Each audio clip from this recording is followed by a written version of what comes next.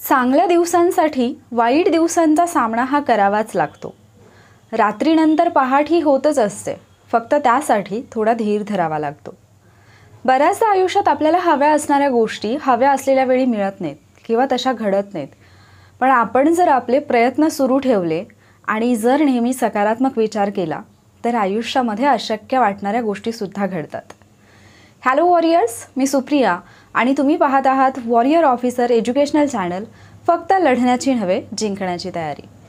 आपण IBPS आणि TCS पॅटर्नप्रमाणे जे झालेले पेपर्स आहेत 2022 मधले, त्या पेपरमधले काही क्वेश्चन्स पाहत आहोत, ज्याचा की तुम्हाला येणाऱ्या तलाठी भरतीसाठी किंवा सरळ सेवेसाठी ज्या पण एक्झाम्स TCS आणि IBPS मार्फत घेतल्या जातील त्या एक्झामसाठी फायदा होईल. एक तुम्हाला प्रश्न कशा स्वरूपाचे असतात याची आयडिया येईल आणि याच्यासाठी ऑलरेडी 2 पार्ट जे आहेत ते मी अपलोड केलेले आहेत. शिवाय तलाठी भरतीचा जो संपूर्ण स्टडी प्लॅन आहे तो सुद्धा मी दिलेला आहे. तुम्ही जर चॅनलवरती नवीन असाल किंवा पहिल्यांदाच हा व्हिडिओ पाहत असाल तर ते व्हिडिओ तुम्ही नक्की पहा. लिंक तुम्हाला या व्हिडिओच्या एंड स्क्रीनला मिळून जाईल. तर आज आपण काय करणार आहोत तर इंग्लिशचे जे प्रश्न आहेत ITI इन्स्ट्रक्टरसाठी विचारलेले 2022 मध्ये झालेली एक्झाम आहे, त्या एक्झाममध्ये विचारलेले हे प्रश्न आहेत. तर ते प्रश्न घेणार आहोत आणि त्या प्रश्नांच्या माध्यमातून इंग्लिशमधला बऱ्यापैकी सिलेबस तुमचा होऊन जाईल. म्हणजे ॲटलिस्ट जो पॉईंट तुम्ही जो प्रश्न इथे पाहताय त्या पॉईंटशी रिलेटेड असणारा टॉपिक तरी तुमचा तिथेच होऊन जाईल. ठीक आहे, तर आपण सुरुवात करूयात. पहिलाच प्रश्न जर आपण पाहिला, select the correctly spelled word, म्हणजे तुम्हाला करेक्ट स्पेलिंग विचारलेला आहे. ज्यावेळेला असे प्रश्न येतात त्यावेळेला खूप जास्त कन्फ्युजन असतं. त्याचं रिझन म्हणजे तुम्ही जर पाहिलं तर सेम ऑप्शन पाहायला मिळतात तुम्हाला. अगदी एखादं दुसरं लेटर फक्त चेंज केलेलं असतं आणि त्यामुळे तुम्हाला करेक्ट स्पेलिंग माहिती असणं गरजेचं आहे. मग यासाठी काय करायचं, जे समान स्पेलिंगवाले किंवा मी असं म्हणेन ज्याला आपण होमोफोन्स वगैरे म्हणतो की समान उच्चार असतात पण वेगवेगळे स्पेलिंग असतात, असे जे शब्द आहेत ते व्यवस्थितपणे करून ठेवायचे. किंवा काही शब्द जसे की याच पेपरमध्ये पुढे जाऊन तुम्हाला ऑफुल हा शब्द पाहायला मिळतो किंवा जसं की क्वाईट आहे. आता असे ज्यावेळेला प्रश्न विचारले जातात ना त्यावेळेला तुम्हाला म्हणजे एकतर तिथे वरती अर्थ दिलेला असेल आणि त्याचं करेक्ट कुठला वर्ड आहे तो पण विचारला जाऊ शकतो. किंवा आता जसं इथे दिलेलं आहे शेवटी टन्स असणारे किंवा काहीच्या शेवटी असंही असू शकतं. कॉन्फिडन्स सारखा शब्द आहे किंवा शेवटी डर DAR किंवा DER असे जे शब्द असतात ते विचारले जातात आणि तिथे आपण कन्फ्यूज होतो. त्याच्यासाठी तुम्हाला शब्द माहिती असणं गरजेचं आहे. मग इथे जर पाहिलं करेक्टली स्पेल्ड वर्ड तुम्हाला विचारलेला आहे, ॲक्वेंटन्स हा शब्द आहे. मग इथे जर आपण पाहिलं ॲटलिस्ट इतकं तरी तुमच्या लक्षात येते की इथे ACQ दिलेला आहे, इथे ACQ दिलेला आहे, इथे ACQ दिलेला आहे. म्हणजे पहिला ऑप्शन तुमचा एलिमिनेट होतोय. कारण 3 वर्डमध्ये जर ACQ दिलेला आहे तर पहिला वर्ड जो आहे तिथे ACQ दिलेलं नाही आहे. समांतर गोष्ट जी आहे ती जर आपण पाहिली तर 3 मध्ये दिसते. म्हणजे ॲटलिस्ट तुम्ही अंदाज लावू शकता की या 3 पैकी उत्तर असेल. जरुरी नाही की प्रत्येक वेळेला असंच होईल. काही वेळेला 2 ऑप्शनमध्ये AC दिलेला असेल आणि 2 ऑप्शनमध्ये AQ दिलेलं असेल, तर थोडा तुमचा अभ्यास असणं इथे गरजेचं आहे. मग जर आपण पाहिला तर हा शब्द ॲक्च्युली काय आहे, ACQUAINTANCE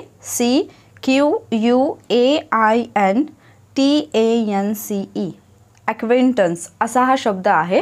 आणि याचा अर्थ काय होतो, ॲक्वेंटन्स म्हणजे आपला एखादं म्हणजे ओळखीची व्यक्ती किंवा आपला परिचय असेल अशी व्यक्ती, परिचय असणारा, फक्त व्यक्तीच नाही म्हणजे परिचयाचा किंवा ओळखीचा. ठीक आहे, ओळख असणारी व्यक्ती, ओळखीचा किंवा परिचयाचा असा त्याचा अर्थ होतो ॲक्वेंटन्सचा. तर हा शब्द ॲज इट इज लक्षात ठेवा. कदाचित दुसऱ्या एक्झामसाठी पण तुम्हाला हा विचारला जाऊ शकतो. याचा जर आपण विरुद्धार्थी शब्द पाहिला तर ॲक्वेंटन्स म्हणजे जर ओळखीचा असेल तर विरुद्धार्थीला काय आहे, स्ट्रेंजर. स्ट्रेंजर म्हणजे कोण असतात, जे अनोळखी आहेत ते. अनोळखी व्यक्तींना आपण काय म्हणतो, स्ट्रेंजर असं म्हणतो. सो पहिल्या प्रश्नाचं जर उत्तर पाहिलं तुम्ही तर पर्याय क्रमांक 3 आहे. इथे दुसऱ्या पर्यायामध्ये काय चुकीचं आहे, TENCE दिलेलं आहे आणि चौथ्या पर्यायामध्ये तर बऱ्याच गोष्टी गडबड आहेत, त्याच्यामुळे चौथा पर्याय नाही आहे. दुसरा आणि तिसरा पर्याय ऑलमोस्ट सेम आहे, फक्त TANCE आणि TENCE, फक्त E आणि Aचा तुम्हाला डिफरन्स दिसत आहे. तर तुमचं जे उत्तर आहे ते आहे पर्याय क्रमांक 3. हा वर्ड तुमच्याकडे नोट डाऊन करून ठेवा तुमच्या वोकॅबलरीच्या डायरीमध्ये. दुसरा प्रश्न जर आपण पाहिला, दुसरा प्रश्न विचारलाय, choose the sentence that is in the past continuous tense. आता असे जे प्रश्न असतात ते इझी असतात, तुमच्या हातातले मार्क्स देणारे असतात. टेन्स एकदाच करायचे आहेत आणि त्याच्यावरती तुम्हाला कसाही प्रश्न विचारला तर तो येतो. मग इथे जर आपण पाहिलं तर तुम्हाला 4 सेंटेन्सेस दिलेत आणि विचारले पास्ट कंटिन्युअस टेन्सचं वाक्य कुठलं आहे. पहिलं जर आपण पाहिलं, my mother never drinks milk but when I met her last Friday she was having milk. दुसरं सेंटेन्स आहे, my mother never drinks milk but when I met her last Friday she has milk. My mother never drinks milk, but when I met her last Friday, she had milk. My mother never drinks milk, but when I met her last Friday, she would have milk. आता एक गोष्ट लक्षात घ्या की वाक्याची सुरुवात 4ही वाक्यांमध्ये same आहे. when पासून पुढचा जो पार्ट आहे तिथे तुम्हाला विचारले, लास्ट फ्रायडे त्याच्या पुढचा जो पार्ट आहे, she was having milk, she has milk, she had milk, she would have milk. इथे तुम्हाला टेन्स ओळखायचा आहे. कुठला ओळखायचा आहे? Past continuous tense. मग आपण पास्ट टेन्स थोडक्यात समजून घेऊया. पास्ट टेन्सचा, सिम्पल पास्ट टेन्सचा जर आपण रूल पाहिला तर तिथे असतं सब्जेक्ट प्लस V2, करता अधिक क्रियापदाचं दुसरं रूप. म्हणजेच समजा आय इट असेल तर भूतकाळामध्ये काय होईल? I ate, ATE. ठीक आहे. किंवा आय रोट, आय राईटचं काय होईल? I wrote. हे जे सेंटेन्सेस असतात ते कशाचे असतात? सिम्पल पास्ट टेन्सचे. जर आपण पास्ट कंटिन्युअस टेन्स जर आपण पाहिला किंवा त्यालाच प्रोग्रेसिव्ह टेन्ससुद्धा म्हटलं जाईल, पास्ट प्रोग्रेसिव्ह टेन्स जरी आपण म्हटलं त्याला, तर त्याची जर रचना आपण पाहिली तर ती कशी असते? सब्जेक्ट प्लस वॉज किंवा वेअर प्लस ING अशी रचना असते. कशाची? पास्ट प्रोग्रेसिव्ह किंवा कंटिन्युअस पास्ट टेन्सची, पास्ट कंटिन्युअस टेन्सची. मग इथे जर आपण पाहिलं तर I was eating, I was eating किंवा आय वॉज रायटिंग असं येईल. मग इथे जर तुम्ही पाहिलं तर she was having milk, she was having milk, पहिलं जे सेंटेन्स आहे ते तुमचं बरोबर येईल. मला थोडक्यात तुम्हाला सगळे जे रूल आहेत टेन्सचे ते सांगायचे आहेत, तर ते मी थोडक्यात इथे एक्सप्लेन करते. आपण पहिल्यांदा पास्ट टेन्सचेच करूयात, कारण आता आपण पास्ट टेन्स पाहतोय. जर सिम्पल पास्ट टेन्स असेल तर आपण काय पाहिलं? सिम्पल पास्ट टेन्समध्ये सब्जेक्ट प्लस V2 होतं. जसं की आपण एकच उदाहरण जर घेतलं तर आय रोट, आय रोट हे काय असेल? सिम्पल पास्ट टेन्स असेल. जर आपण पास्ट कंटिन्युअस पाहिलं किंवा त्यालाच प्रोग्रेसिव्ह सुद्धा म्हटलं जाईल, पास्ट प्रोग्रेसिव्ह टेन्स जर पाहिलं तर त्याच्यामध्ये काय असेल? S प्लस वॉज किंवा were plus V plus ING म्हणजे क्रियापदाचं चौथं रूप, ING फॉर्मवालं. मग तिथे काय असेल? I was writing. जर समजा हे असेल अनेकवचनी करता असेल तर वेअर येईल, वी वर रायटिंग असं येईल. त्याच्यानंतर हा झाला कंटिन्युअसवाला, OUS. त्याच्यानंतर जर आपण तिसरा पाहिला तर परफेक्ट टेन्स येईल, पास्ट परफेक्ट टेन्स, ज्याला आपण PP पण म्हणतो, पास्ट परफेक्ट टेन्स. इथे काय येतं? Subject plus had plus V3, subject plus had plus V3. I had written, I had written, I had eaten अशी जर रचना असेल तर ते कुठे जाईल? पास्ट परफेक्टमध्ये जाईल. इथे तिसरं सेंटेन्स जे आहे ते त्याच्यामध्ये येते. आणि चौथा जर रूल आपण पाहिला पास्ट परफेक्ट प्रोग्रेसिव्ह टेन्स किंवा पास्ट परफेक्ट कंटिन्युअस टेन्स, तर त्याची रचना काय असते? S plus had plus been plus V plus ING म्हणजे क्रियापदाचं चौथं रूप. S plus had plus been plus V plus ING. I had been writing, I had been eating हे कुठे येईल मग तुमचं? पास्ट परफेक्ट कंटिन्युअस टेन्स किंवा पास्ट परफेक्ट प्रोग्रेसिव्ह टेन्समध्ये.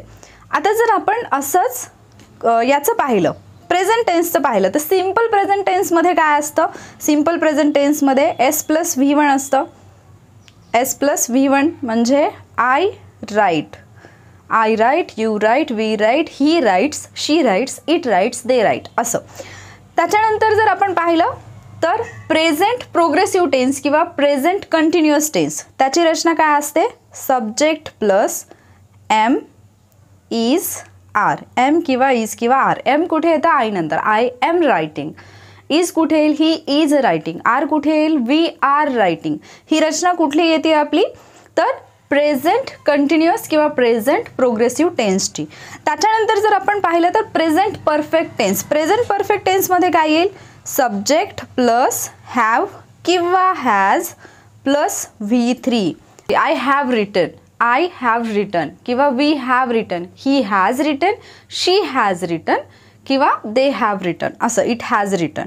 हे येईल कुठे आपलं प्रेझेंट परफेक्ट टेन्समध्ये. आणि त्याच्यानंतर प्रेझेंट परफेक्ट कंटिन्युअस टेन्स किंवा प्रेझेंट परफेक्ट प्रोग्रेसिव्ह टेन्स. इथे काय येईल एस प्लस, मी इकडे लिहिते, एस प्लस हॅव किंवा has plus been plus VING.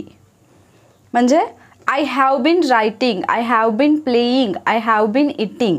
हे कुठलं येतं आहे तर प्रेझेंट परफेक्ट प्रोग्रेसिव्ह टेन्स किंवा प्रेझेंट परफेक्ट कंटिन्युअस टेन्स. आणि सेम याच्यात जर आपण पाहिलं याच्यामध्ये फ्युचर टेन्समध्ये, तर फ्युचर टेन्समध्ये सिम्पल फ्युचर टेन्समध्ये काय येतं एस प्लस शाल किंवा will plus V1. I shall write, I will write, we will write, he will write, अशा पद्धतीने. त्याच्यानंतर जर आपण पाहिला हा झाला सिम्पलवाला सिम्पल फ्युचर टेन्स. त्यानंतर फ्युचर प्रोग्रेसिव्ह टेन्स जर आपण पाहिला किंवा फ्युचर कंटिन्युअस टेन्स जर पाहिला तर एस प्लस शाल किंवा will plus be plus ING form, व्हीचा ING फॉर्म हा कुठे येतो कंटिन्युअस किंवा प्रोग्रेसिव्हमध्ये. मग काय येईल I shall B eating, I shall be writing, we will be eating, we will be playing, या पद्धतीने. त्याच्यानंतर जर आपण पाहिलं तर परफेक्ट टेन्स यायला पाहिजे, perfect future perfect tense, future perfect tense. मग याच्यामध्ये जर आपण पाहिलं तर काय येईल I shall have plus V3. म्हणजे subject plus shall plus have plus V3 किंवा subject plus will plus have plus V3. I shall have eaten, we will have eaten, we will have played, अशा पद्धतीने. आणि त्याच्यानंतर येईल future, त्याच्यानंतर येईल future perfect continuous. ठीक आहे, मी हे इरेज करते. फ्युचर परफेक्ट प्रोग्रेसिव्ह किंवा कंटिन्युअस. तर याची रचना काय आहे ते subject plus have shall, subject plus shall किंवा will plus have plus been plus VING. I shall have been eating, we will have been playing, अशी रचना येईल कशाची फ्युचर परफेक्ट प्रोग्रेसिव्ह टेन्सची. 4 जे आहेत प्रकार प्रत्येक काळाचे ते आपण पाहिले. याच्यामध्ये सगळ्यात पहिल्यांदा आपण जो पाहिलेला होता तो होता पास्ट टेन्स, त्याच्यानंतर आपण पाहिला होता प्रेझेंट टेन्स, त्याच्यानंतर आपण पाहिला फ्युचर टेन्स. आणि याचे जे 4 प्रकार पाहिले त्याच्यामध्ये पहिला होता सिम्पल, त्याच्यानंतर दुसरा होता कंटिन्युअस, त्याच्यानंतर तिसरा होता परफेक्ट आणि चौथा होता परफेक्ट कंटिन्युअस. ठीक आहे, हे जे रूल आहेत ना, जे सेंटेन्सेस मी सांगितले ते व्यवस्थित लक्षात ठेवा. याच्यामध्ये इंग्लिश ग्रामरच्या बॅचमध्ये आपले ज्यावेळेला टेन्स होतील त्याच्यामध्ये पूर्ण तुम्हाला जो चार्ट आहे तो दिला जाईल. त्याच्यानंतर पुढचं, मग या प्रश्नाचं उत्तर काय होतं आपलं my mother never drinks milk but when I met her last Friday she was having. काय येतं पास्ट कंटिन्युअसचा आपण रूल काय पाहिला एस प्लस वॉज किंवा were plus VING. So she म्हणजे सब्जेक्ट आहे, वॉज आलेला आहे, हॅव आता इथे काय आहे हॅविंग जे आहे हॅव प्लस ING आहे ते. ठीक आहे, हॅव प्लस ING इथे हे वर्बचं काम करत आहे. त्याच्यामुळे पर्याय क्रमांक 1 हे आहे आपल्या प्रश्नाचं उत्तर. पुढचा प्रश्न, असे प्रश्न खूप विचारले जातात IBPS TCSला, तर हे प्रश्न जे आहे ते तुम्हाला व्यवस्थित अभ्यासायचे आहेत. Sentence of a paragraph are given below in jumbled order. तुम्हाला जम्बल्ड ऑर्डरमध्ये सेंटेन्सेस दिलेले आहेत आणि तुम्हाला काय करायचं आहे हे जे सेंटेन्सेस आहेत ते तुम्हाला करेक्ट ऑर्डरमध्ये अरेंज करायचे आहेत to form a meaningful and coherent paragraph. त्याचा एक पॅराग्राफ तयार होईल असं तुम्हाला ते अरेंज करायचं आहे. ज्यावेळेला असा प्रश्न येतो त्यावेळेला काय करायचं, चारही सेंटेन्सेस वाचायचे, सुरुवात शोधण्याचा प्रयत्न करायचा की सेन्स लावून घेण्याचा प्रयत्न करायचा की अरे हां म्हणजे हे कशाबद्दलची माहिती आहे. मग इथे जर आपण पाहिलं, पहिलं सेंटेन्स दिले तुम्हाला, the raw materials used in cement manufacturing mainly include limestone and clays. दुसरं सेंटेन्स आहे, the high grade limestone and clay is transported by trucks and unloaded into open yard storage called raw bins. तिसरा sentence आहे, they are fed from their bins to raw mills called air swept mills for drying and fine grinding. आणि चौथं sentence आहे, the cement manufacturing process starts from the mining of raw materials. आता लक्षात घ्या, सुरुवातीची 3 वाक्य वाचल्यानंतर थोडं सेन्स लागला, पण जेव्हा आपण चौथं सेंटेन्स वाचतोय त्यावेळेला लक्षात येते की हा पॅराग्राफ जो आहे तो कशाशी रिलेटेड आहे, सिमेंट मॅन्युफॅक्चरिंग प्रोसेसशी रिलेटेड आहे. त्यामुळे आपल्या पॅराग्राफची सुरुवात ही एसनी व्हायला पाहिजे. पण आपण जर पाहिलं तर पहिला दुसरा आणि चौथा ऑप्शन आपला एसनीच सुरू होतोय.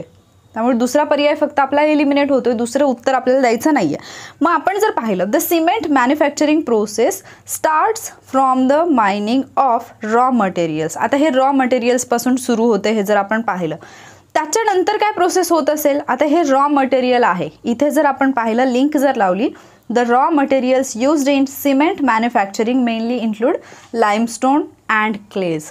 म्हणजे इथे रॉ मटेरियल्सबद्दल माहिती दिली. इथून आपण पी सेंटेन्सकडे जाऊ शकतो, म्हणजे एस नंतर पी तुमचं यायला पाहिजे तुमच्या उत्तरामध्ये. मग असा आपल्याला ऑप्शन कुठे सापडतो, एस नंतर पीवाला एकच ऑप्शन आहे. केवळ 2 सेंटेन्सेसवरूनच तुमचं उत्तर निघालं. पुढे आपण पाहूयात की सेन्स लागतोय का, पाहूयात की आपला आन्सर बरोबर येते का. The raw materials used in cement manufacturing mainly include limestone and clays. ठीक आहे. त्याच्यानंतर काय आहे, the high grade limestone and clay is transported by trucks and unloaded into open yard storage called raw bins. Yes, कारण इथे तुम्हाला पहिल्या याच्यामध्ये सिमेंट मॅन्युफॅक्चरिंगची प्रोसेस सांगितली आहे, दुसऱ्या याच्यामध्ये तुम्हाला लगेच सांगितले की त्याच्यासाठी काय लागत आहे, लाईमस्टोन आणि क्लेज लागत आहे. तिसऱ्या याच्यामध्ये तुम्हाला लगेच सांगितले की द हायग्रेड लाईमस्टोन आणि क्ले हे कसे ट्रान्सपोर्ट केले जातात. आणि चौथ्या याच्यामध्ये तुम्हाला काय सांगितलेलं आहे, they are fed from their bins to raw mills called air swept mills and drying and fine grinding. आता इथे तुमचं काय येणार आहे, मग क्यू नंतर आर हे तुमचं उत्तर येणार. असा क्रम लागतोय आणि अर्थपूर्ण पॅसेज बनतोय. याच्यासाठी तुम्हाला ॲटलिस्ट त्या पॅसेजचा अर्थ समजणं गरजेचं आहे, काय दिलेलं आहे. आणि तितकं समजणं एवढं इंग्लिश आपल्याला येत असतं, कारण आपण म्हणजे जर ही एक्झाम देतो, ग्रॅज्युएशन केलं तर तेवढं इंग्लिश येणं आपल्याला अपेक्षित असतं. असे जेव्हा प्रश्न येतात त्यावेळेला सगळ्यात पहिलं सेंटेन्स कुठलं असेल ते फाइंड आउट करायचं, देन लगेच बाकीचे जे ऑप्शन एलिमिनेट करता येतील तेवढे करायचे. कधी कधी पहिल्या आणि दुसऱ्या वाक्यावरूनच उत्तर निघतं तुमचं, जसं की इथे तुमचं आलेलं आहे. पुढचा प्रश्न पाहूयात आपण. Select the most appropriate meaning of the given idiom. Cutting corners. Cutting कॉर्नर्सचा अर्थ काय होतो हे तुम्ही खूप वेळा ऐकलं असेल. कटिंग कॉर्नर्स MPSCला पण विचारलेलं आहे. कटिंग कॉर्नर्स म्हणजे काय असतं की पैसा किंवा मेहनत वाचवायची म्हणून एखादं काम जे आहे ते कसं तरी करायचं. कटिंग द कॉर्नर्स म्हणजे पटपट घाईघाईत उरकायचं. Doing something poorly in order to save time or money. हेच तुमच्या प्रश्नाचं उत्तर आहे, पर्याय क्रमांक 1. Doing something poorly in order to save time or money याला काय म्हटलं जातं, कटिंग कॉर्नर्स. एखादं काम करायचं आहे, पैसा वाचवायचा, मेहनत वाचवायची, तर एखादा साधा सोपा हलका मार्ग जो आहे तो निवडायचा. म्हणजे जास्त खर्चामध्ये पडायचं नाही, जास्त खर्चामध्ये न पडता पैसे वाचून मेहनत वाचून एखादं काम करणं त्याला म्हटलं जातं कटिंग कॉर्नर्स. मग इथून पुढे जर तुम्हाला कोण असं दिसलं की जे पैसा आणि मेहनत वाचवण्यासाठी असं एखादं काम करत आहे जे की म्हणजे हलकं मटेरियल वापरलं जातं आहे, तर त्याला तुम्ही काय म्हणाल, किंवा म्हणजे हलक्या पद्धतीने सोप्या मार्गाने केलं जातं, तर त्याला तुम्ही कटिंग कॉर्नर्स तिथे म्हणायचं, हे यूज करायचं, म्हणजे तुमच्या लक्षात राहून जाईल. पुढचा प्रश्न जर आपण पाहिला, select the most appropriate meaning of the given word. Shawl. आता हे SHOAL शॉल याचा अर्थ काय होतो, तर काही वेळेला ना असा माशांचा थवा, तुम्ही हे खूप व्हिडिओजमध्ये पाहिलं असेल की खूप सगळे मासे एकत्र येतात, मग ते खाण्यासाठी आले असतील, म्हणजे त्यांचं भक्ष्य खाण्यासाठी आले असतील, किंवा ते तिथे पोहत असतील. A number of fish swimming together त्यांना म्हटलं जातं शाऊल. आता लक्षात घ्या की ज्यावेळेला असे शब्द येतात हे तुम्हाला कधीही म्हणजे तुम्ही ऐकलेले नसतील तर इथे घाबरून नाही जायचं की अरे याचं मिनिंग तर मला माहितीच नाहीये मग मी काय करू. इथे काय करायचं असतं, आपण PYQ करतोय ना, तर हे शब्द तुमच्या व्होकॅब्लरीमध्ये तुमच्या डायरीमध्ये ॲड करायचे असतात आणि ते रिवाईज करायचे असतात. म्हणजे जर नंतर कधी असा प्रश्न आला तर तो माझा चुकू नये हा याचा हेतू असतो. नवीन माहिती तुम्हाला गोळा करायची आहे. पुढचा प्रश्न जर आपण पाहिला, select the most appropriate synonym of the word in the brackets to fill in the blank. The remaining 5 school board members present chose to dash from voting. आता इथे दिलेला आहे कंसामध्ये रिफ्रेन. काय दिले तुम्हाला? रिफ्रेन. आणि रिफ्रेनचा अर्थ विचारलेला आहे किंवा आपण असं म्हणूयात की रिफ्रेनसाठी तुम्हाला समानार्थी शब्द विचारलेला आहे, सिनोनिम विचारलेला आहे. मग जर तुम्हाला शब्द माहीत असतील तर वेल अँड गुड, माहीत नसतील तर काय ॲटलिस्ट जो माहिती आहे तो तुम्ही एलिमिनेट करायला पाहिजे. आता ॲब्स्टेन आणि रिफ्रेन हे 2 समानार्थी शब्द आहेत. ॲब्स्टेन आणि रिफ्रेन हे 2 समानार्थी शब्द आहेत. यांचा अर्थ काय होतो की समजा जर काही म्हणजे एखादा प्रस्ताव आहे तर त्याच्या बाजूने मतदान न करणं, ठीक आहे, त्याच्या बाजूने किंवा त्याच्या विरुद्ध मतदान न करणं, त्या गोष्टीला आपलं वोट न देणं, त्याच्यापासून एखाद्याला परावृत्त करणं, एखादी गोष्ट करण्यापासून त्याला परावृत्त करणं, याला म्हटलं जातं रिफ्रेन किंवा ॲब्स्टेन. परावृत्त करणं, त्या गोष्टीपासून दूर ठेवणं. मग इथे जे आहे फ्रॉम वोटिंग म्हटलं ना, म्हणजे मतदानापासून त्याला दूर ठेवायचं. तर रिफ्रेन आणि ॲब्स्टेन या दोन्हीचा अर्थ काय होतो?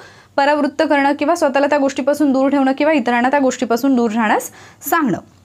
तर रिफ्रेन, ॲब्स्टेन हे 2 शब्द जे आहेत ते समांतर आहेत. दुसरा जर आपण पाहिला, इथे दिलेला जो दुसरा शब्द आहे तो आहे सकम. आता हे याला सुकुंब असं म्हणू नका, कुटुंबसारखं, ठीक आहे. याचा उच्चार होतो सकम असा. मग सकम म्हणजे काय असतं? To stop fighting against something. To stop fighting against something. हे शब्द ॲड करून ठेवा तुमच्या व्होकॅब्लरीच्या डायरीमध्ये, कारण हे खूप इम्पॉर्टंट शब्द आहेत. आणि इथे दिलेला तिसरा आणि चौथा पर्याय जर पाहिला, इल्ट आणि सरेंडर. सरेंडर म्हणजे काय असतं? शरण जाणे. इल्टचा अर्थ पण सरेंडर असाच होतो. म्हणजे सरेंडर आणि इल्ट हे 2 समानार्थी शब्द आहेत. तसं तर इल्टचा दुसरा पण अर्थ होतो, जसं की शेतामध्ये पीक वगैरे घेतलं जातं त्याच्याशी संबंधित पण इल्ट हा शब्द आहे.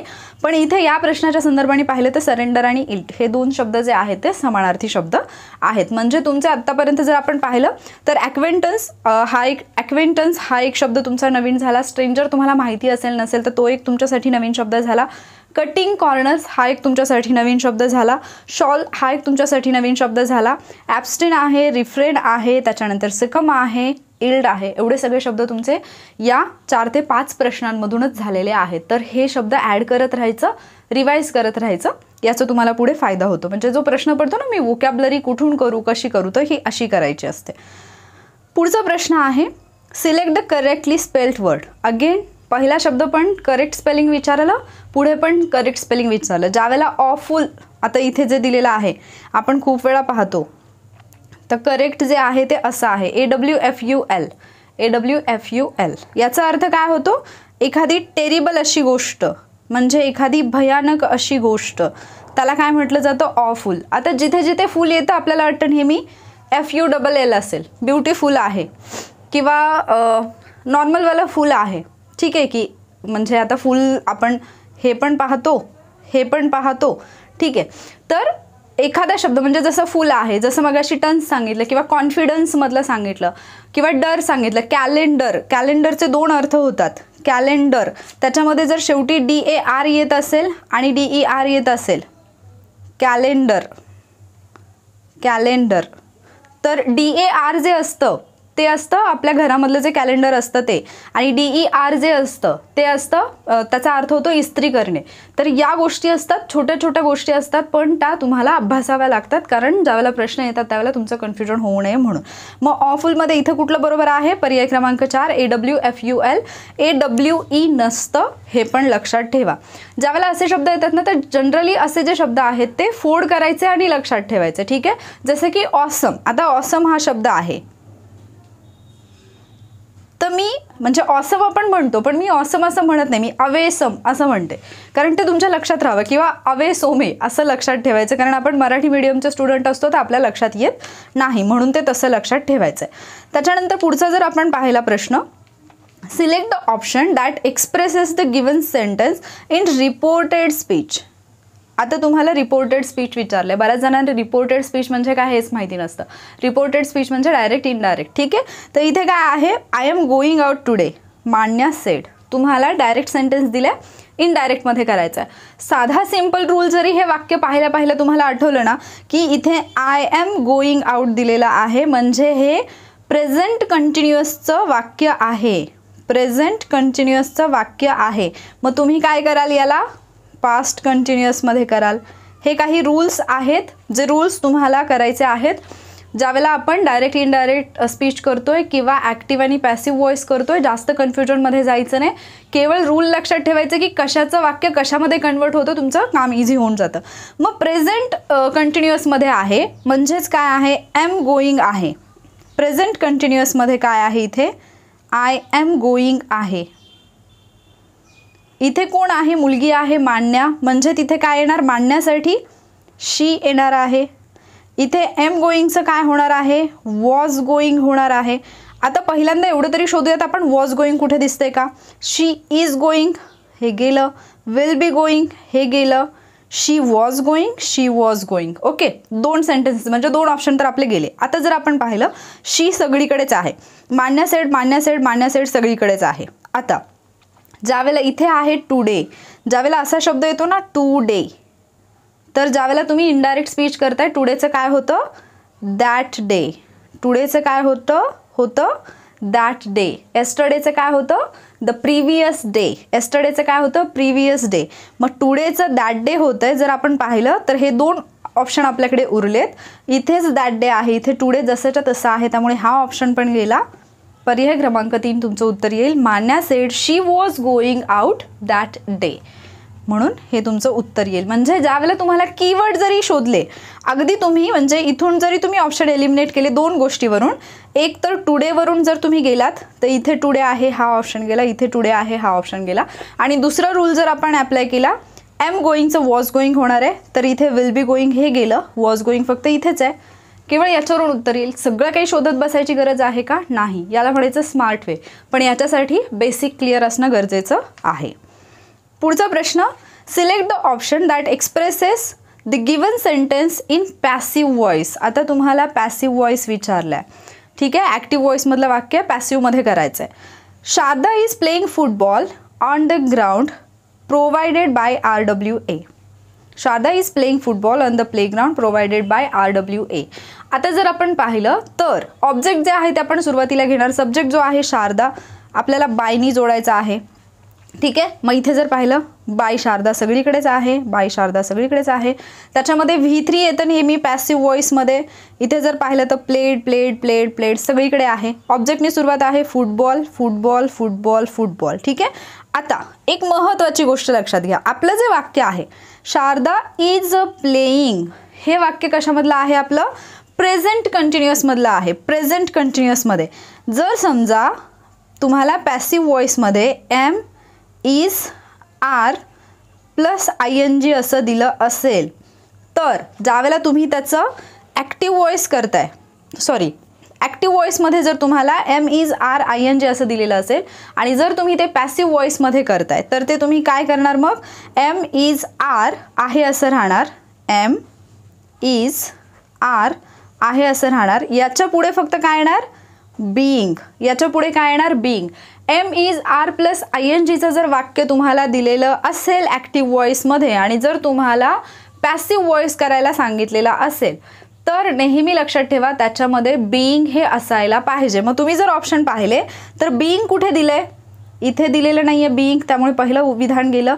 इथे बीइंग दिलेलं नाही, दुसरं विधान गेलं. इथे बीइंग दिलेलं नाही, तिसरं विधान गेलं. तुमचं उत्तर लगेच आलं. या छोट्या छोट्या गोष्टी आहेत. आता मी हे जास्त डीपमध्ये जाऊन सांगत नाही, फक्त तुम्हाला ट्रिक जर सांगितली तर, म्हणजे ट्रिक जर सांगायची म्हटलं तर एवढं लक्षात ठेवा की जर तुमचं ॲक्टिव्ह व्हॉइसमधलं वाक्य am is are plus ING वालं वर्ब असं असेल, तर तुमच्या पॅसिव्ह व्हॉइसमध्ये बीइंग हे असायलाच हवं, बीइंग असायलाच हवं. मग बीइंग असणारं वाक्य केवळ एकच आहे, पर्याय क्रमांक 2, तेच असेल तुमचं वाक्य. नेहमी लक्षात ठेवा, am is are I N G आहे किंवा was were I N G आहे, तर या दोन्ही ठिकाणी तुमचं बीइंग हे येणार आहे. म्हणजे आय एन जीवालं वर्ब तुमचं वरती आलं, पण एम इज आर किंवा वॉज वेअरवालं तुमचं वाक्य असायला पाहिजे ॲक्टिव्हमध्ये. मग पॅसिव्हमध्ये बीइंग हे येईल. फक्त बीइंगवरून तुम्ही उत्तरापर्यंत पोहोचू शकता. ठीक आहे. पुढचा प्रश्न जर आपण पाहिला, parts of a sentence are given below in jumbled order. Again jumbled order आलं. Arrange the parts in the correct order to form a meaningful sentence. आता तुम्हाला अगेन 4 पार्ट दिलेले आहेत आणि त्याचं तुम्हाला एक मिनिंगफुल सेंटेन्स बनवायचं आहे. पहिला पार्ट काय आहे, commute length and with measures of social capital. इथे पुढे दिलेला आहे तुम्हाला स्वल्पविराम, कम्युट लेंथ असं डिरेक्टली दिले, तर याचं हे पहिलं वाक्य नाही, एवढं तर तुम्हाला कळतं, एनी सुरू होणारं वाक्यच नाही आपल्याकडे. ओके. दुसरं आहे, car pulling is significantly correlated with. आता इथून वाक्याची सुरुवात असू शकते, कारण वाक्य आपल्याला एक सेन्स येतो ना ज्यावेळेला आपण वाक्य वाचतोय. तर car pulling is significantly correlated with म्हणजे कार पुलिंगबद्दल काहीतरी माहिती देणारं हे कंप्लीट वाक्य आहे. सो बी आपला पहिला ऑप्शन असू शकतो. 3 पर्यायामध्ये बी पहिला आहे, फक्त तिसरा पर्याय आपला एलिमिनेट झाला. Then transport operating cost including fuel prices and. आता इथे पण असं दिलंय अँड, म्हणजे याच्यानंतर कुठलं तरी वाक्य 100% आहे, म्हणजे सी आपला शेवटी असणार नाही. ऑप्शनमध्ये कुठेच आपल्याला सी शेवटी दिलेला नाही आहे. आता समजून घ्या, सच as time spent with others, such as time spent with others. एक गोष्ट लक्षात घ्या, पहिल्या वाक्याला तुमचा स्वल्पविराम दिलाय, तिसऱ्या वाक्यामध्ये तुम्हाला अँड दिलंय, म्हणजे ए आणि सी हे तुमचं शेवटचं वाक्य नाही आहे. पहिलं वाक्य तुम्हाला मिळाले बी, शेवटचं वाक्य तुमचं कुठलं असणार आहे, डी. म्हणजे बी ने सुरू आणि डी ने शेवटी असा तुमचा ऑप्शन असायला पाहिजे. चौथा ऑप्शन पण गेला. आता तुम्हाला सी आणि ए या दोन्हीचाच क्रम फक्त लावायचा. मग इथे जर आपण पाहिलं, सच ॲजचं आधी कुठलं वाक्य आहे ते बघायचं. आता आपण पाहूयात, carpooling is significantly correlated with. C घेऊन बघूयात पहिला option, carpooling is significantly correlated with transport operating cost including fuel prices and commute length and with measures of social capital such as time spent with others. सहज नुसतं वाक्य वाचलं तरी तुम्हाला कळतंय की इथे क्रम कसा असायला पाहिजे, बी सी ए डी. पूर्ण वाक्य एकदा वाचते तुम्हाला कळेल. Carpooling is significantly correlated with transport operating cost including fuel prices and commute length and with measures of social capital such as time spent with others. सचच्या अगोदर comma पण येतो, त्याच्यावरून पण तुम्ही सेन्स लावू शकता की डी हे ए नंतर असेल, म्हणूनच बी सी ए डी हे तुमच्या प्रश्नाचं उत्तर येईल. ज्यांना बिलकुल माहिती नाही हे कसं करायचं, थोडी प्रॅक्टिस करा. पहिलाच व्हिडिओ आपण घेऊन आलो, पहिल्यांदाच PYQ करतोय, थोडं कन्फ्युजन होईल. हळूहळू तुम्हाला समजायला लागेल की हे कसं करायचं आहे. ठीक आहे. त्यानंतर पुढचा प्रश्न आहे, choose the sentence that is in the present tense. आता तुम्हाला प्रेझेंट टेन्समधलं सेंटेन्स जे आहे ते ओळखायला सांगितले. ऑलरेडी आपण टेन्स पाहिले, टेन्सचे सगळे रूल्स पाहिले. मग याचा जर आपण विचार केला प्रेझेंट टेन्सचा, इथे तुम्हाला म्हटलेलं नाही की सिम्पल प्रेझेंट टेन्स आहे, प्रेझेंट कंटिन्युअस आहे, की प्रेझेंट परफेक्ट आहे, की प्रेझेंट परफेक्ट कंटिन्युअस आहे. म्हणजे कुठल्याही प्रेझेंटमधलं जे पण आपण टाईप्स पाहतो त्याच्यामध्ये कुठल्याही टाईपमधलं असू शकतं. मग जर आपण पाहिलं तर पहिलं वाक्य काय आहे, रीमा न्यू शेली सिन्स 1984. इथे तर न्यू आहे, म्हणजे हे झालं पास्ट टेन्समधलं, त्यामुळे पहिला ऑप्शन तर गेला. आता दुसरं विधान आहे, रीमा नोज शेली सिन्स 1984. अरे हे तर प्रेझेंट टेन्समधलं आहे. मग तुम्हाला काय वाटेल की प्रेझेंट टेन्समध्ये आहे, सिम्पल प्रेझेंट टेन्समध्ये आहे, चला 2 उत्तर देऊयात. असं करायचं नाही. ज्यावेळेला तुम्हाला स्पेसिफिक सांगितलं असेल, जर तुम्हाला सिम्पल प्रेझेंट टेन्स म्हटलं तर ठीक आहे, पण ज्यावेळेला तुम्हाला सिम्पल प्रेझेंट टेन्स नाही म्हटलं, केवळ प्रेझेंट टेन्स म्हटलं, तर थोडं वेट करा, कारण आणखी काही गोष्टी आहेत ज्या तुम्हाला नंतर लक्षात येतील. तिसरं विधान जर पाहिलं, Reema has known Shelley since 1984. हे वाक्य सुद्धा प्रेझेंट टेन्समध्येच आहे, कारण हॅज प्लस V3 अशी रचना आहे. चौथं विधान आहे, Reema had known Shelley since 1984. हे चुकीचं असेल, कारण ते पण पास्ट टेन्समध्ये. मग आता आपण सेकंड आणि थर्डमध्ये कन्फ्यूज आहोत. आता जर तुम्ही एक गोष्ट पाहिली, प्रेझेंट टेन्स आपण थोडक्यात जर रिवाइज केला, सिम्पल प्रेझेंट टेन्समध्ये रचना काय असते, S प्लस V1. ठीक आहे. मग याच्यामध्ये जर आपण पाहिलं तर रीमा नोज असं येईल.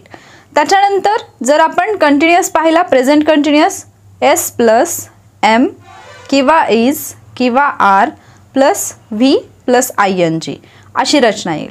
त्याच्यानंतर जर आपण प्रेझेंट परफेक्ट पाहिला तर सब्जेक्ट प्लस हॅव किंवा हॅज प्लस V3 येईल. तीच रचना तुम्हाला इथे दिसते. आणि चौथं जर आपण पाहिलं तर म्हणजे चौथा टाईप जर पाहिला तर एस प्लस हॅव किंवा has plus been plus V plus I N G अशी रचना दिसेल. आता इथे दुसरा एक रूल अप्लाय होतो. जरी तुम्हाला केवळ प्रेझेंट टेन्समधलं विधान सांगितलं असेल तरी दुसरं विधान जर तुम्ही पाहिलं तर इथे दिले सिन्स 1984. ज्या वेळेला एखाद्या वाक्याची रचना एखाद्या वाक्यामध्ये सिन्स असतं त्यावेळेला त्या वाक्याची रचना किंवा त्या वाक्याचा काळ हा सिंपल प्रेझेंट टेन्स कधीच नसतो.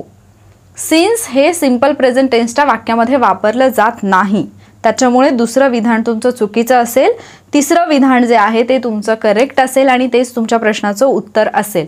म्हणजे बऱ्याचदा तुम्हाला फक्त टेन्स माहिती असून नाही चालत तर त्याचा वापर कुठे आणि कधी केला जातो हे सुद्धा माहिती असायला पाहिजे. मग आता ही गोष्ट तुम्हाला नव्याने माहीत झाली. मग ज्यावेळेला पण तुम्ही कुठलेही PYQ ॲनालिसिसचे व्हिडिओज पाहताय किंवा PYQ ॲनालिसिस करत आहात स्वतः, ज्यावेळेला तुम्ही स्वतः याचा अभ्यास करताय त्यावेळेला महत्त्वाची गोष्ट काय करायची, स्वतःची जी नोटबुक असेल किंवा जी डायरी तुम्ही मेंटेन केलेली असेल त्याच्यामध्ये हे रूल्स जे आहेत किंवा ज्या काही ट्रिक्स टेक्निक्स तुम्हाला सांगितल्या जातील त्या लगेच तिथल्या तिथे नोट डाऊन करून ठेवायच्या आणि ते रिवाइज करायच्या. म्हणजे ज्यावेळेला तुम्हाला क्वेश्चन येईल त्यावेळेला तुमचं कन्फ्युजन होत नाही की तुम्हाला ॲक्च्युली इथे काय अप्लाय करायचं आहे. जसं की आता हा प्रश्न वाचल्या लगेच तुम्ही दुसऱ्या पर्यायाला बरोबर करून टाकाल कारण तुम्हाला इथे रीमा नोट्स दिसते. पण तुम्हाला हेही माहिती असायला पाहिजे की सिन्स हे सिंपल प्रेझेंट टेन्समध्ये नाही वापरलं जात. त्याच्यामुळे दुसरा ऑप्शन तुमचा जातो. आणि हे पण जर तुम्ही वरतीच काळजीपूर्वक वाचलं की तुम्हाला प्रेझेंट टेन्स विचारलंय, सिंपल कंटिन्युअस परफेक्ट असं काही नाही सांगितलेलं. म्हणजे तुम्हाला प्रेझेंट टेन्सची वाक्य शोधून काढायची आहेत आणि त्याच्यातून करेक्ट कुठलं आहे ते पण पाहायचंय. म्हणून असे प्रश्न सोडवताना थोडी काळजी घ्यायची म्हणजे तुमचं कन्फ्युजन होणार नाही. आणि आता लेक्चरमधला पुढचा आणि शेवटचा प्रश्न आहे, select the most appropriate meaning of the given word. Geology. Geology म्हणजे काय असतं, भूरचनाशास्त्र. भूरचनाशास्त्र म्हणजेच कशाचा अभ्यास असतो, the study of Roxx and soil. The study of Roxx and soil जे पण अभ्यास असतात ना, जे पण शास्त्र आहेत ना वेगवेगळी ती तुम्ही अभ्यासून ठेवायला पाहिजेत. स्टडी ऑफ प्लांट्स काय असतं, बॉटनी. स्टडी ऑफ प्लांट काय असतं, बॉटनी. स्टडी ऑफ ॲनिमल्स काय असतं, झूलॉजी. आणि जॉमेट्री काय असतं तर शेप्स असतील, साईज असतील वेगवेगळे मॅथमॅटिक्समधले त्याचा जो स्टडी असतो त्याला आपण जॉमेट्री असं म्हणतो. ठीक आहे. तर अशा पद्धतीने आपण इंग्लिशमधले जे क्वेश्चन्स आहेत PYQ ITI इन्स्ट्रक्टरसाठी विचारलेले 2022 मधले ते पाहिलेले आहेत. आणि प्रश्नांच्या एक्सप्लेनेशनमध्ये आपण काही टॉपिक जसे की टेन्स हा टॉपिक अगदी डीपमध्ये जाऊन पाहिला किंवा आपण डायरेक्ट इनडायरेक्ट स्पीचमधल्या काही ट्रिक्स पाहिल्या किंवा आपण ॲक्टिव्ह पॅसिव्ह व्हॉइस कसं ओळखायचं याच्यासाठीच्या काही ट्रिक पाहिल्या. तर जर तुम्ही अशा पद्धतीने ते फॉलो केलं, छोट्या ट्रिक्स असतात त्या जर तुम्ही अप्लाय केल्या तर तुमची उत्तरं लवकरात लवकर निघतात, टाईम सेव्ह होतो आणि ज्यावेळेला अशा ट्रिक्स तुम्हाला माहिती होतात त्यावेळेला ते तुम्हाला इझी पण वाटायला लागतं. तर तुम्हाला हा पहिला पार्ट समजला असेल. थोडं तुमचा प्रॉब्लेम फक्त कुठे झाला असेल, व्होकॅब्लरीमध्ये झाला असेल. जे शब्द आहेत, जे नवीन शब्द आहेत तुम्ही कधी ऐकलेले नाही आहेत पण ते तुम्ही कधी ऐकलेच नाही तर त्याचं उत्तर तुम्हाला लगेच पहिल्यांदाच आलं पाहिजे अशी तुम्ही अपेक्षा पण स्वतःकडून ठेवू नये. त्यासाठी आधी तुम्ही त्याची तयारी केली पाहिजे आणि देन मग जे काही येईल ते येईल. मग ज्यावेळेला आता इथून पुढे तुम्ही डेली व्होकॅब्लरी करताय तर PYQ मधून करा. त्याच्यातून तुम्हाला एक अंदाज येईल की कशा पद्धतीचे शब्द विचारले जातात. स्पेलिंग व्होकॅब्लरी फक्त कोणीतरी पाठवलेली वाचायची आणि सोडून द्यायची असं करू नका, लिहून काढा. कारण बऱ्याचदा एखाद्या शब्दाचं स्पेलिंग तुम्हाला डिरेक्टली पाहिल्यानंतर लक्षात नाही येत पण ज्यावेळेला तुम्ही लिहिता त्यावेळेला ते ऑटोमॅटिकली करेक्ट येतं. म्हणून ते तुमच्या हाताखालून जाणं गरजेचं आहे. सो इंग्लिशचा हा पहिलाच पार्ट होता. याच्यामध्ये सांगितलेल्या काही ट्रिक्स, काही टेक्निक्स तुम्हाला नक्कीच आवडले असतील आणि ते तुम्हाला हेल्पफुल सुद्धा ठरतील. तुम्हाला हा भाग कसा वाटला, हे लेक्चर कसं वाटलं आणि ही सिरीज कशी वाटते याबद्दलचा तुमचा फीडबॅक मला नक्की कळवा. कारण तुमच्या फीडबॅकवरतीच ठरणार आहे की ही सिरीज पुढे कंटिन्यू राहणार की नाही. त्यामुळे जर हे व्हिडिओज तुम्हाला फायदेशीर वाटत असतील तर तसं कळवा सुद्धा आणि व्हिडिओला लाईक आणि शेअर सुद्धा करा. जास्तीत जास्त मुलांपर्यंत व्हिडिओज पोहोचले तर अर्थात बनवायला पण म्हणजे व्हिडिओ तयार करायला पण थोडासा इंटरेस्ट येतो. ठीक आहे. जर तुम्हाला आपल्या चॅनलचा फायदा होत असेल आणि तुम्ही चॅनलवरती नवीन असाल तर चॅनलला सबस्क्राईब सुद्धा करा. थँक्यू.